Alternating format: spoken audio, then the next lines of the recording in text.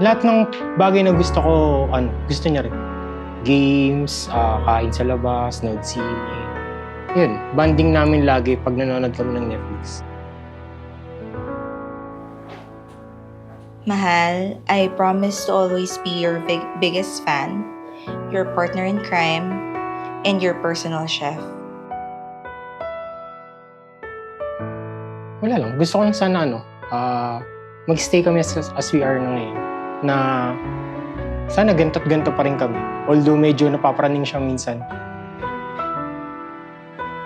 I vow to support your dreams, even the wild ones, like how you wanted to be an isekai or have superpowers. But beyond the laughs and the quirky moments, I vow to be your rock, your safe place, and your home.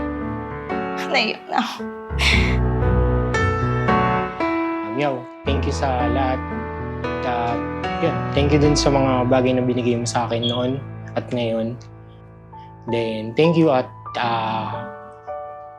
kahit nung simula pa lang walang-wala ako, hindi mo ako iniwan, sinamahan mo ako noon hanggang ngayon, andiyan ka pa rin para sa akin. Thank you at sana hindi ka magsawa kahit matigas yung ulo ko, puro ko games. I promise to cherish every moment we share, from the mundane to the extraordinary. I vow to love you unconditionally through all of the ups and downs, the good days and the bad, the easy times and the hard. You're my best friend, my confidant, and the love of my life.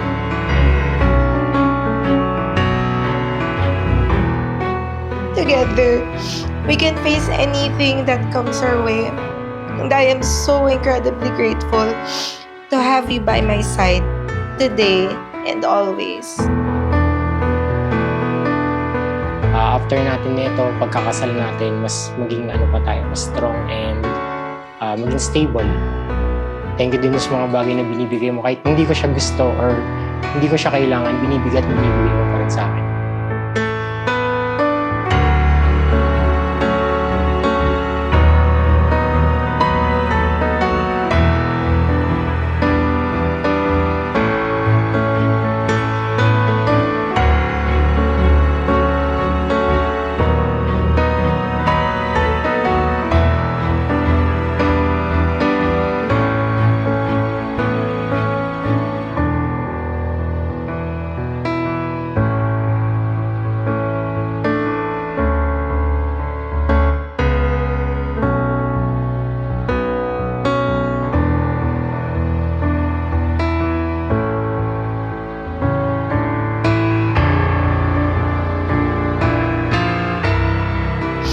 Thank you for choosing me, for loving me, and making me laugh every single day.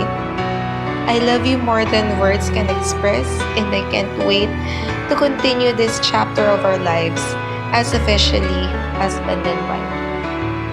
Maraming salamat sa lahat at sana dun sa magiging family natin at dun sa mga pangarap na binubuo natin, magstay pa rin siya. Thank you and I love you so much.